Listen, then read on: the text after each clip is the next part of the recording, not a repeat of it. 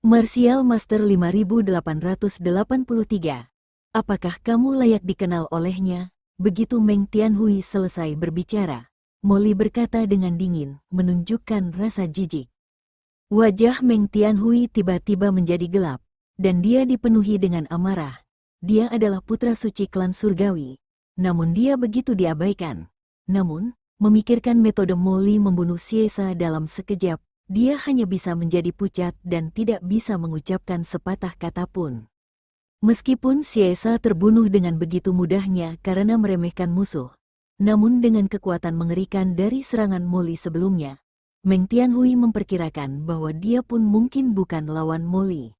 Memikirkan hal ini, dia sudah memiliki niat untuk mundur, dan dia segera mengepalkan tinjunya dan berkata, "Karena kalian menginginkan tempat ini, aku akan pergi dulu sambil menunggu di Meng." Bersiap untuk pergi, sementara raksasa praseodymium di sampingnya Seng Ye menundukkan tangannya dan hendak segera pergi, keterampilan menakutkan Molly membuatnya tidak ingin tinggal sebentar. Molly berkata dengan tenang, "Kalian berdua sangat bebas. Kalian bisa tinggal selama yang kalian mau, dan pergi sesuka kalian." Setelah mengatakan ini, Molly menyimpan harta luar angkasa Ciesa, dan kemudian melihatnya dengan ekspresi tenang tampaknya selama mereka berdua bergerak, dia akan mengambil tindakan. Ekspresi Meng Tianhui tiba-tiba berubah. Meskipun mereka tahu bahwa mereka mungkin bukan tandingan Molly, kata-kata Molly agak terlalu mengganggu.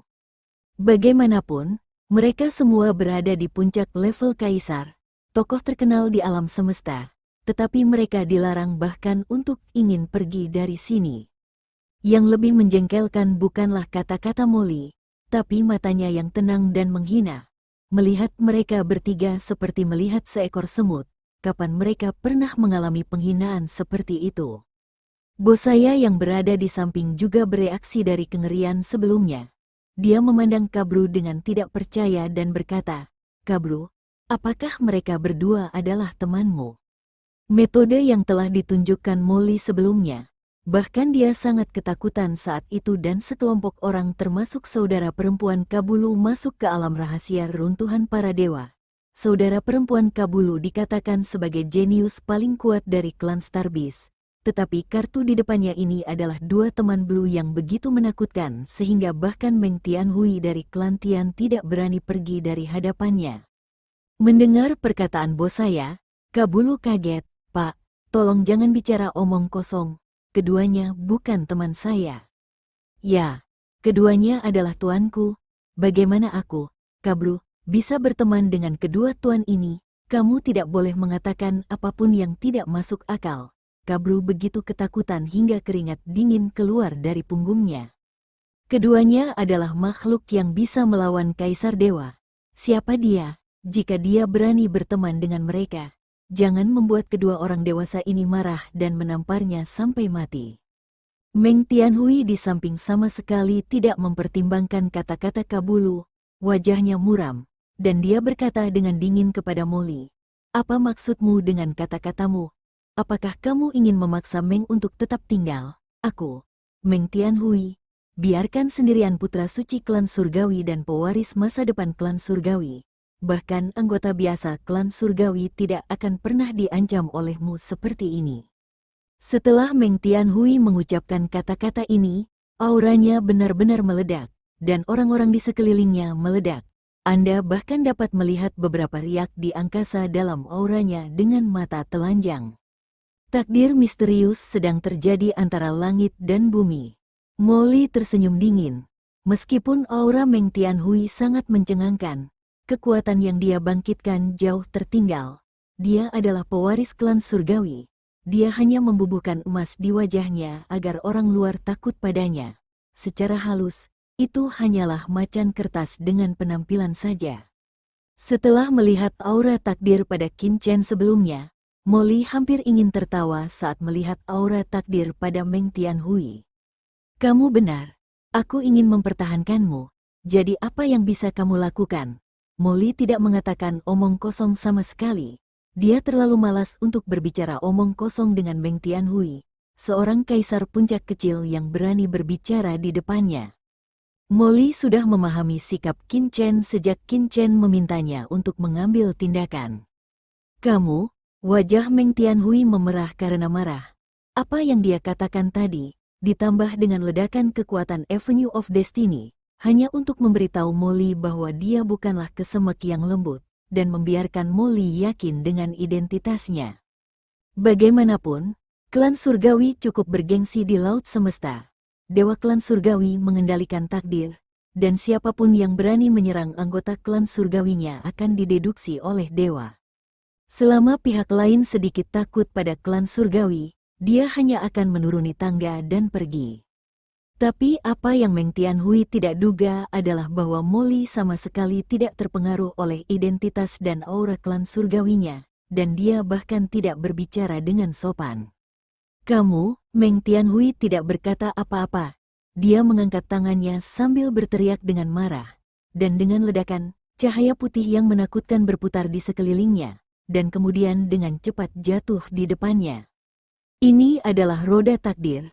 Di atas roda tersebut, terdapat pola takdir. Benda ini adalah harta karun yang diberikan kepadanya oleh Tuhan. Segera setelah roda takdir ini dikorbankan, ia memunculkan serangkaian bayangan takdir di sekitar Meng Tianhui. Bayangan-bayangan itu terhubung dalam lingkaran.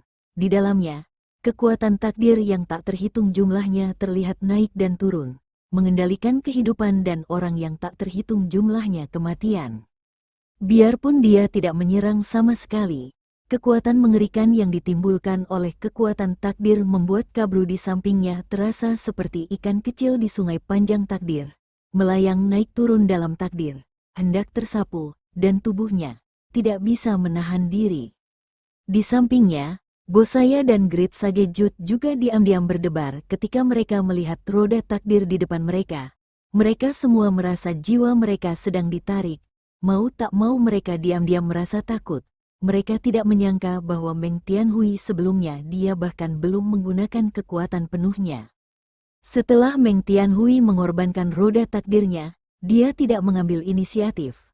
Dia hanya menatap Molly dengan dingin dan berkata dengan suara yang dalam, "Ini adalah roda takdir klan surgawi saya.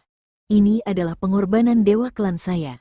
Saya punya setengah langkah, kekuatan tingkat dewa kaisar. Dan begitu benda ini dikirim, penguasa klan kita akan dapat merasakannya. Anda harus berpikir dengan hati-hati." Meng Tianhui hanya menatap Molly dengan dingin, tetapi tidak mengambilnya tindakan secara langsung. Maksudnya sudah jelas hanya ingin membuat Molly cemburu, dan mengatakan bahwa aku tidak akan mudah menghadapinya jika dia ingin mengambil tindakan. Kekuatan setengah langkah dewa kaisar, benar-benar menakutkan. Molly mencibir, penglihatannya saat ini tidak sama dengan sebelumnya. Dia bahkan telah bertarung melawan nenek moyang masyarakat naga hitam dan klan bayangan. Dan dia adil seorang kaisar puncak. Dia sama sekali tidak menganggapnya serius. Belum lagi pihak lain hanya memiliki setengah kekuatan kaisar ilahi.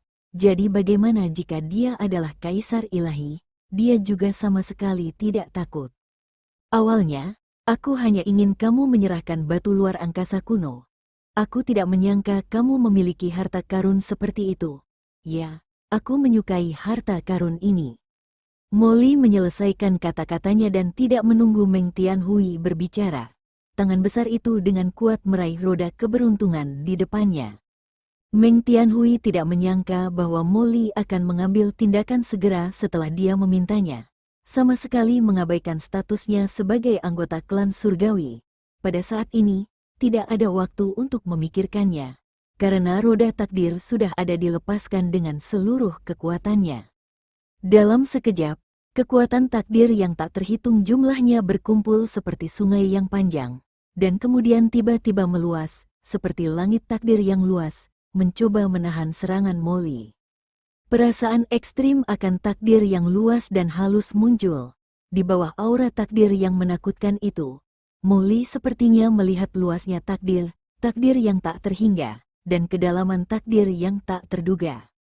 Molly, yang telah berperang melawan orang-orang kuat seperti Kaisar Mingzang, langsung memahami bahwa roda takdir yang ditampilkan oleh Meng Tianhui saat ini memang memiliki setengah kekuatan seorang kaisar dewa. Tapi dia tidak takut, dan bahkan mendengus dingin, membiarkan kekuatan takdir yang mengerikan menyelimuti dirinya, dan dia tidak bisa bersembunyi. Oke, Meng Tianhui sangat gembira saat melihat ini. Yang paling dia takuti adalah Molly akan menyerangnya secara langsung seperti yang dia lakukan pada Sisha sebelumnya sedang menghadapi takdirnya. Serangan roulette tidak dapat dihindari. Jika dia begitu ceroboh, begitu dia tersapu oleh roulette takdirnya sendiri, tidak peduli seberapa kuat kaisarnya, dia akan menjadi budak takdir dan sepenuhnya jatuh ke dalamnya. Dia segera mengaktifkan roda keberuntungan dengan gila-gilaan untuk sepenuhnya mengendalikan nasib Molly. Dengan keras, kekuatan takdir yang besar menghantam Molly dengan keras. Saat berikutnya, mata Meng Tianhui tiba-tiba melebar.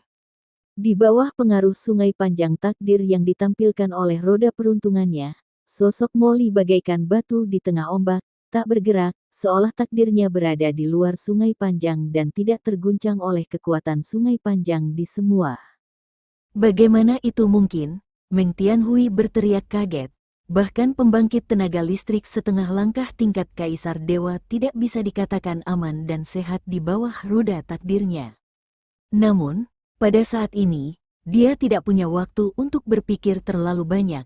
Sosok Molly tetap tak bergerak di sungai panjang takdir. Dia hanya mendengus dingin, mengejek sudut mulutnya, dan momentumnya meledak lagi energinya. Tangannya yang besar menembus sungai takdir yang tak ada habisnya. Dan dalam sekejap dia menggenggam roda takdir di tangannya. Tidak bagus. Meng Tianhui merasa kekuatan roda takdirnya melemah dengan cepat. Seluruh roda takdir sama sekali tidak berada di bawah kendalinya. Ia sebenarnya ditarik langsung oleh iblis di depannya. Ia begitu tertekan meskipun ia memiliki roda keberuntungan. Apa jadinya jika ia kehilangan roda keberuntungan? Meng Tianhui bahkan tidak memikirkannya.